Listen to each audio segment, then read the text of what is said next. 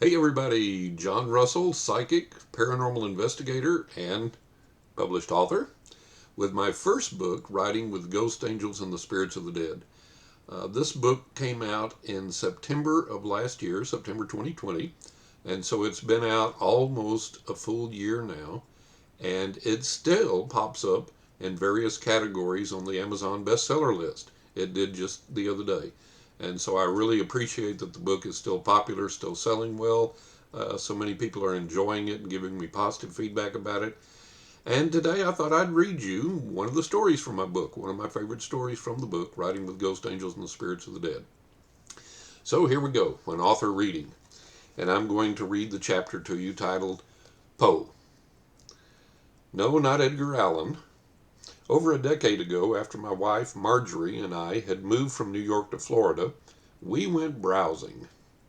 It wasn't enough that we had brought along Olivia, Sophie, and Zoe, our three cats, when we moved. We had, like most cat collectors, decided that we might need some more, especially after Olivia died. One cheerful, bright, and sunny morning, on the day that my wife was to begin her new job, Olivia was running around the house playing when we heard her give out a loud and plaintive meow. By the time we reached her, she was lying on her side, legs outstretched, breathing shallowly. Our vet in New York had confirmed her heart murmur years before, and the vet was as aghast as we were at the thought that anyone would leave behind a cherished family member pet, health reasons or not, or, God forbid, even worse, put one down. But she did warn us that the stress of the move could either do Olivia in, or on the drive down, or cause her demise shortly thereafter. But she encouraged us to take the risk. The stress of separation from her beloved family might be worse for Olivia's heart than the trip. Not only did Olivia survive the drive, she thrived. She was quite the trooper and behaved better than either Zoe or Sophie, who chose to gaze out the car window from inside her carrier and vociferously protest for every single mile of the 1,000-mile drive. Olivia, on the other hand, actually seemed to enjoy the ride, and upon reaching our new Florida home, she quickly adapted to her new surroundings and lived a contented and playful life for almost a year. But Olivia's heart gave out that morning, and as I knelt and stroked her and spoke comfortingly to her, telling her how much we loved her, she began to purr softly and made needy motions with her paws, and then, in a matter of seconds, she was gone. If you're tearing up now, it's okay. I am too. It seems like most newspapers, both large and small, have begun to participate in this dastardly practice. They post the cutest pictures of cats and dogs who are available for adoption at the local shelters. Seeing the photographs of these delightful and charming animals is as addictive as crack cocaine to a pet lover. One is overcome with the urge to score. Just one more, we convince ourselves, and then I'll quit. Really, I promise. Marjorie regularly perused the photos and would often encourage me to go with her to the local shelter just to look. Yeah, right. We all know the axiom: if you look, you must touch, and if you touch, you must take it home with you. Our local drug dealer, the shelter, sweetened the habit forming offer by advertising that there had been a veritable kitten population explosion, and indeed they were not exaggerating. We went to the shelter, just to look, of course, and there was room after room full to overflowing with tiny, lovable, cute, and cuddly kittens. One we chose, a scowling, grumpy, menacing looking ball of fluff that we named Pandora right there on the spot. Pandora, who knew what would swim up out of that furry head of hers. Taking her home to raise would indeed be opening Pandora's box. She crouched unmoving, scowling at the other kittens that would try to engage her in play, staring coldly and menacingly at them until they averted their gazes and scampered away. "Are you sure you want that one?" the shelter worker asked. Yes, we did. And then, as Marjorie herself said, one chose us. A noisy black ball of sleek fluff who sat close by a slightly open door and meowed nonstop until we acquiesced to his desire to own us. "Skeezicks," I said, recalling a character's name from the old Gasoline Alley comic strip. That's Skeezix. We were encouraged by the shelter staff to take more. There were 100 kittens or more to try and find homes for, and what's just one more? We had a roomy home. We had good income, so it was not a monetary strain to take care of them. But we still had Sophie and Zoe, and now with Pandora and Skeezix, that would be 2 grown cats and 2 lively kittens, and we politely declined adding another to our rapidly filling household. But as we were leaving, we walked by one of the glass cages, and a young male cat, solid white with beautiful green eyes, caught my eyes and began to talk to me through the glass, rubbing up against it as he gave me his best come hither look. I responded by talking back to him and putting my finger against the glass as if to chuck him under his chin. "Take me home with you," he seemed to be saying, "and you won't be sorry." "Come on," Marjorie said woefully. "I think we have enough." I had to agree, and so I waved goodbye to the white cat, and we took our other charges home. That night, while sleeping, I would suddenly and for no apparent reason pop wide awake. And each and every single time that I did, the very first thought that I became aware of was, we have to go back and get that white cat. I would go back to sleep and pop wide awake again with the very same thought poking at me. It got so bad that I began to periodically wake Marjorie up, and I began to voice it aloud to her. "We have to go back and get that white cat tomorrow." And the next day, we did. And I named him Poe. Yes, after Edgar Allan. And oh my God, we introduced him to the kittens, Pandora and Skeezix, and tried to feed them all together. He took one look at them, took his big old paw and soundly whacked each one of them on their little heads, sending them scurrying in fright, and then calmly proceeded to dig into his food as if nothing untoward had happened. Okay, in our large home, we now segregated the kittens from the grown cats. Poe was neutered, but generously sprayed a plastic trash bag that I was about to take out for garbage collection, earning a scolding from me. Had we made a mistake by bringing this rowdy guy home? Naturally, we knew nothing of his history, so nothing of the state of his health either, and we returned home from shopping one day to find Poe stretched out his full length on his back, lying on the couch, front legs splayed at odd and awkward angles, his back legs stretched so far that it looked to be painful, as if he might have suffered some type of seizure or something, and his head cocked to the side with his eyes tightly closed and his tongue hanging far out. "Oh my God," we whispered to each other. "Is he dead?" "Nope, sleeping. So damn happy to have a home to call his own again and people that loved him that he had stretched his big old muscular frame out and relaxed, Poe style." Shortly after that, we learned that Poe had 2 modes: sound asleep or racing around the house, literally knocking over furniture. And my God, cat hair. In spite of all our grooming and brushing, we would walk through a room and hair would literally fly up into the air from off of him, floating in a cloud that would eventually find its way into and onto everything. We wore out 3 or 4 vacuum cleaners because of that cat. If you want to, you can call it chauvinism, but nature will out. Our 2 grown females, Sophie and Zoe, and Olivia when she was alive, constantly bickered and fought. I've heard women who were being honest state that they hate working in an all-female office because of the bickering and fighting, and that the addition of 1 or more men in the office will usually smooth things out somewhat. The lady's words, not mine. Poe settled both Sophie and Zoe down almost immediately.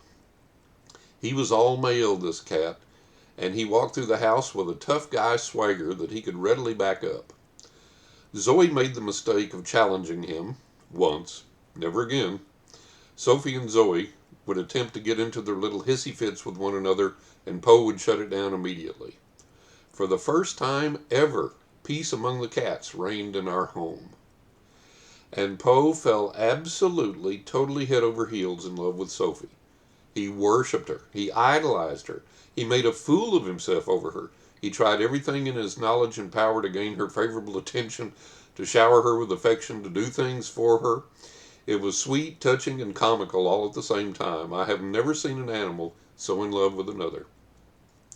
Sophie, for her part, was aloof for a while, playing hard to get and uninterested, but he finally managed to wear her down and earn her affection, although it was obvious who was most enamored between the two. And I witnessed an amazing thing as I watched the cats' interactions with each other. They would teach each other things. They began to mimic each other, and Poe introduced new behaviors that our other cats had never exhibited, and they began to emulate him, and he began to mimic some of their behaviors as well. It was fascinating to watch, and an instruction in how much intelligence animals possess.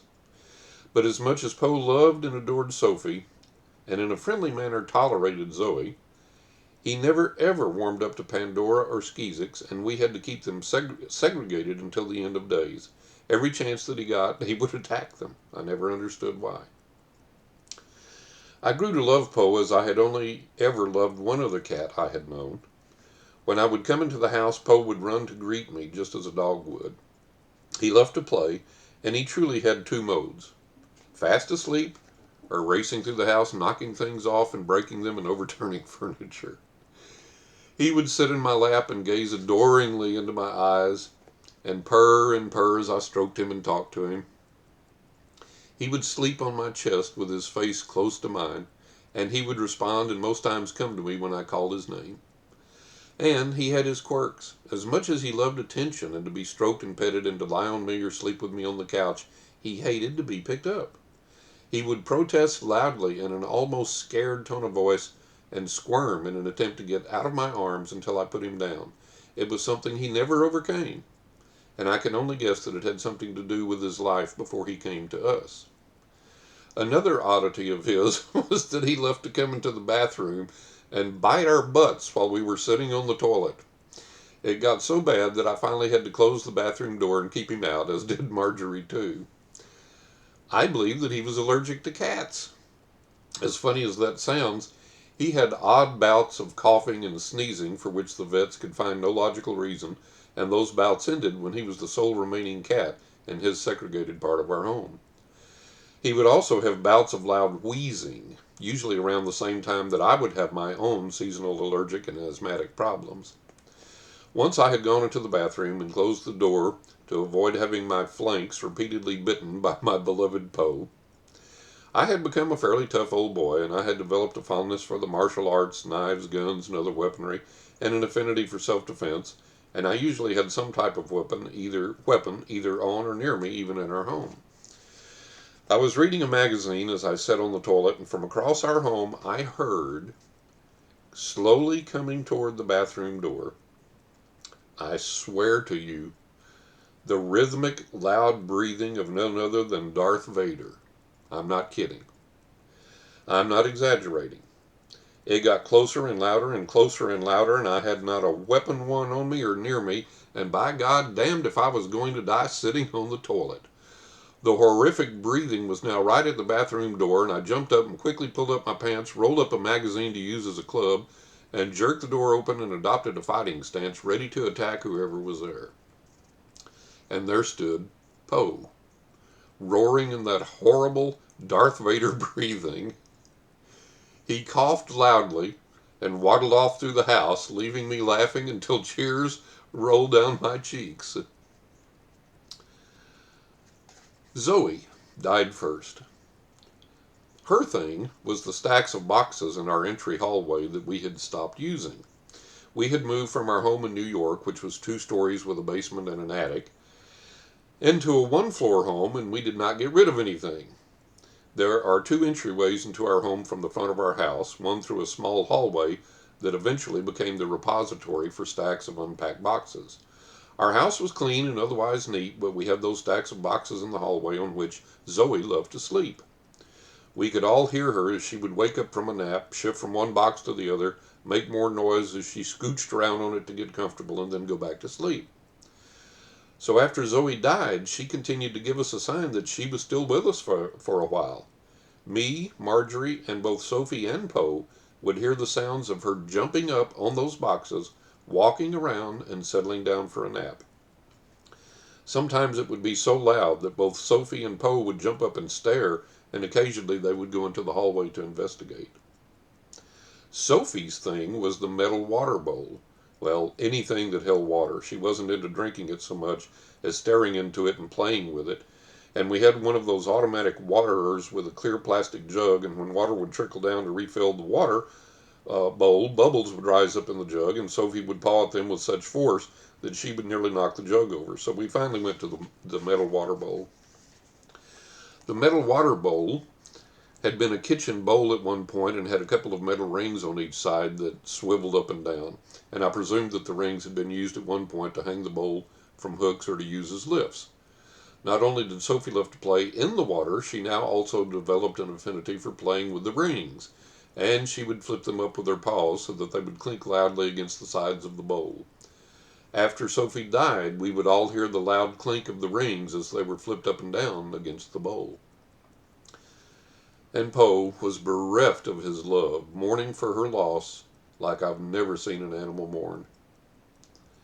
Poe's thing was those hollow plastic Easter eggs that come apart into two pieces. They were just about his favorite toy, and he would bat them around and chase them across our tile floor all hours of the day and night. Poe died, fittingly enough, on Halloween night. And for days afterward, we would hear those plastic eggs being batted across the floor. Sorrowfully, we cleaned up the mess of cat toys and bowls, giving Pandora and Skeezick some of the surplus toys to add to their own collection. How empty the house felt with so many of our furry babies now gone. And although we still enjoyed Pandora and Skeezick, Poe was my absolute favorite little furry buddy, and my heart ached I missed him so much. I have loved a few dogs in my lifetime, deeply, but there's only one other cat I have ever loved as much as I love Poe.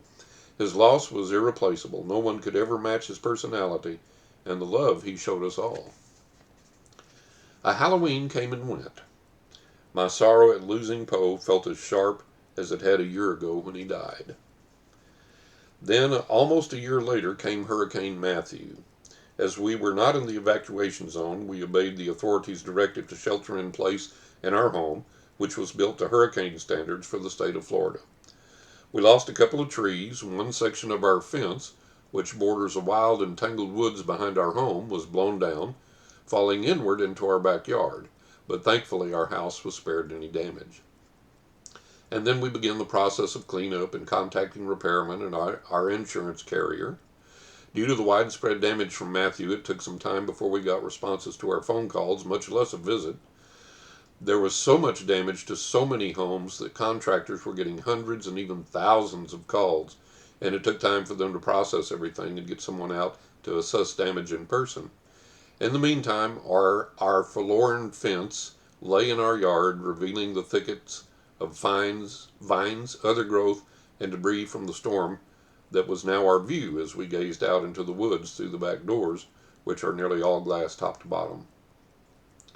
One early evening, only a few days before Halloween, with low sunlight still streaming into our backyard as twilight approached, Marjorie was talking on the phone as we sat on the couch watching TV. I caught movement outside in my peripheral vision, and as I turned to look out the back doors, a white cat was crawling, and probably from out of the dense thicket of vines and other growth and debris, slowly making its way toward the fallen section of fence. "Look," I said, getting Marjorie's attention. "Look at that white cat." As we watched, the cat, which was the exact color and size and shape of Poe, made its way onto the fallen section of fence, sat down, and stared through the glass of our back doors, staring directly at us as we sat on the couch. "My God, it's Poe!" I exclaimed. We waved at the cat, who never turned his stare away from us, and I even took a picture. "I'm going out," I said, and as I opened the door and began to call the cat, it stood, turned around, and disappeared back into the thicket. I swear, the Bible verse where Jesus tells Mary not to cling to him came to my mind, because that's what I wanted to do, was to verify that my furry little buddy Poe had come back to me, and I wanted to grab him and cling to him and hold on to him for a while, if I could. Disappointed by the cat's disappearance, I went back inside, and as Marjorie and I were discussing this visitation, once again the white cat crept back out from out of the thicket onto the fence, sat and stared at us through the glass doors while we waved to him. This time I, with difficulty, restrained myself and simply thanked the powers that be that my little furry buddy Poe for the manifestation. He sat there for a few minutes and then crept off into the thicket in a different way from which he had come, and we've never seen him since. Poe was a cat who left clouds of hair in the air behind him when he walked through a room. Anything he rubbed against or touched or lay on was immediately covered with his hair.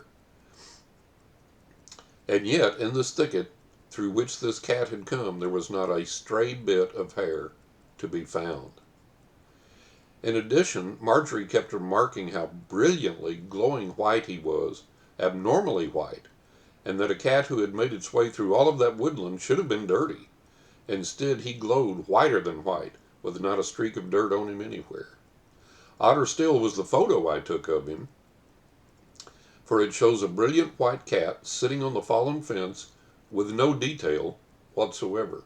No eyes, no nose, no detail in his ears, nothing but a glowing white outline filled with shimmering white and no details at all. It warms my heart to think that the powers that be would enable my buddy Poe to return 2 years later on the anniversary of his death for a brief visit with us to verify that life continues after death, even for our animal friends. It also saddens me that I couldn't have had more time with him during this visitation, but it gladdens my heart to know that I will see him again someday in the afterlife, and that maybe then I can hold him and love him once again. I had said that there had been one other cat in my life that I loved as dearly as Poe, and he came and visited me in the flesh too, and I actually got to touch and hold him before he suddenly disappeared, just as suddenly and as mysteriously as he had appeared. And that's the next story following this one. So if that's interesting to you, if you haven't grabbed it yet, go to Amazon.com, go to Barnes & Noble, Books A Million, Target and Walmart have it online. There are links on the book's website, which is writingwithghosts.net, writingwithghosts.net, and there are links there to click on that'll take you to all the major bookseller websites, and you can pick yourself up a copy in either paperback or Kindle. If you have the Kindle version, you can ask Alexa to read it to you, and she will. So it's kind of like an audiobook in that sense of the word. If you're like me, you'll get a paperback and a Kindle version because I love paperbacks. And I also like my Kindle version. I like my Kindle reader, and I have a Kindle app on my computer and on my cell phone, and so on and so forth. So anyways, I hope you've enjoyed the story. Hope you buy the book. I'm John Russell, psychic paranormal investigator and published author. Visit my website, johnrussell.net, my book's website, writingwithghosts.net, and a knockintheattic.net, my second book, which was just published in February of this year, 2021. Hit the subscribe button if you will, and come back and see me. I pray God's richest blessings and safety and health and happiness upon you, and I look forward to talking with you again soon. Bye-bye.